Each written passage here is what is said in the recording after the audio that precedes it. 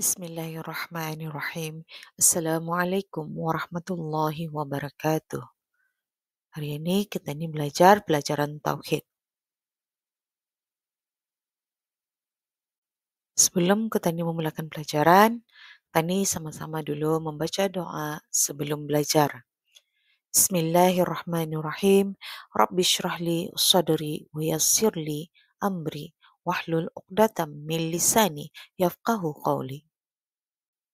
Tajuk pelajaran kita ni hari ini, Rasul-Rasul yang wajib diketahui. Tajuk pelajaran kita ni hari ini, Rasul-Rasul yang wajib diketahui ada seramai 25 orang.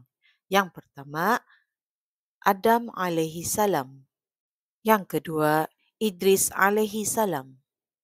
Yang ketiga, Nuh alaihi salam. Yang keempat, Hud alaihi salam. Yang kelima, Saleh alaihi salam. Yang keenam, Ibrahim alaihi salam. Yang ketujuh, Lut alaihi salam. Yang ke-8, Ismail alaihi salam. Yang ke-9, Ishaq alaihi salam.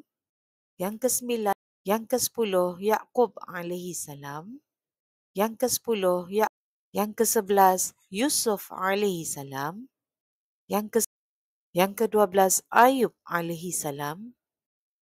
Yang ke-13, Shu'aib alaihi salam. Yang ke-14, Musa alaihi salam. Yang ke-15, Harun alaihi salam.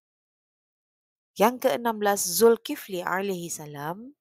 Yang ke-17, Daud alaihi salam. Yang ke-18, Sulaiman alaihi salam.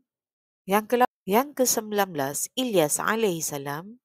Yang ke-20, Ilyasa alaihi salam. Yang ke-21, Yunus alaihi salam. 22, Zakaria alaihi salam. 23, Yahya alaihi salam. Ke-24, Isa alaihi salam. Dan yang terakhir, yang ke-25, Nabi Muhammad sallallahu alaihi wasallam. Dan yang terakhir, yang ke-25, Nabi Muhammad sallallahu. Aktiviti untuk kamu semua hari ini, cikgu mahu kamu susun nama-nama Rasul yang wajib diketahui mengikut urutan.